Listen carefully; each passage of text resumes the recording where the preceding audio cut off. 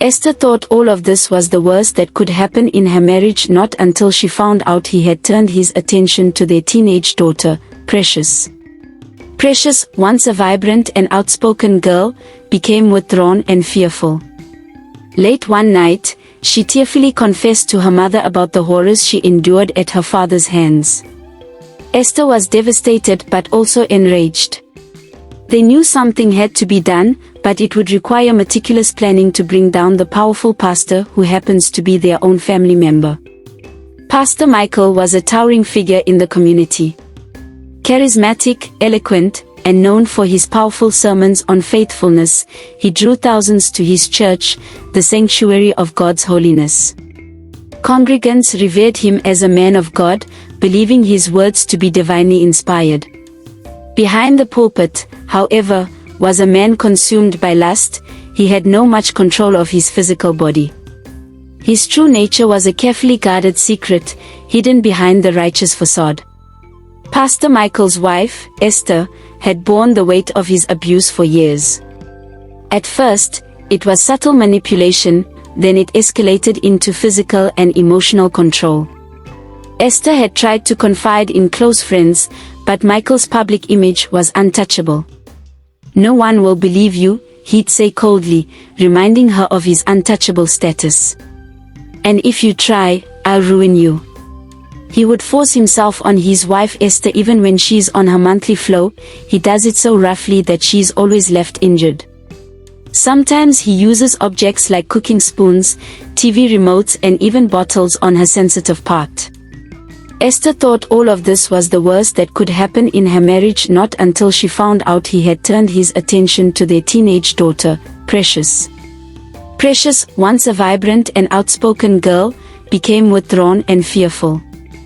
Late one night, she tearfully confessed to her mother about the horrors she endured at her father's hands. Esther was devastated but also enraged. They knew something had to be done, but it would require meticulous planning to bring down the powerful pastor who happens to be their own family member. Esther and her daughter Precious began secretly documenting Michael's abusive behavior. Esther purchased a small hidden camera, concealing it in a decorative piece in the living room where Michael's predatory actions often took place. Over several weeks, they gathered undeniable evidence, capturing moments of his threats and vile behavior. But how could they ensure the truth would come to light? They decided that the church, the very institution Michael had twisted for his gain, would be the stage for his downfall.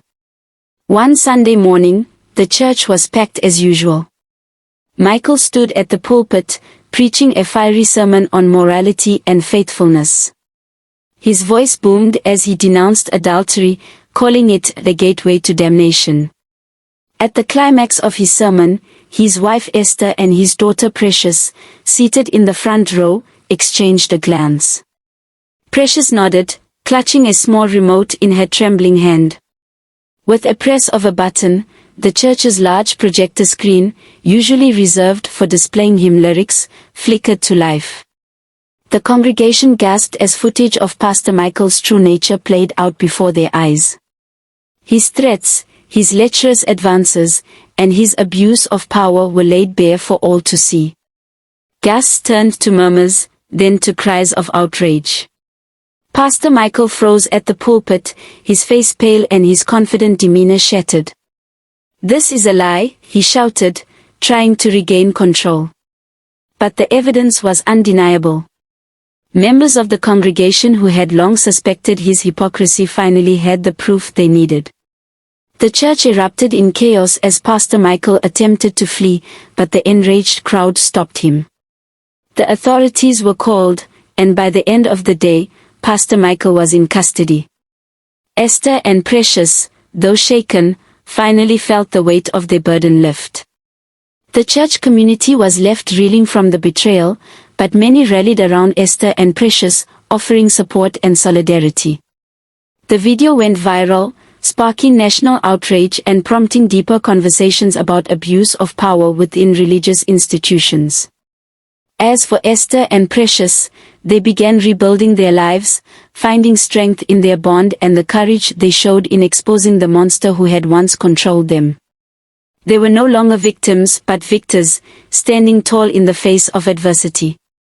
And Pastor Michael? He would spend the rest of his days behind bars, stripped of the power he once wielded so ruthlessly. His fall was a reminder that no one, not even a man cloaked in the guise of holiness, was above accountability. If you enjoyed this story, click like and comment what you think Esther and her daughter Precious would have done in that situation. Also subscribe if you have not done so. See you in my next story.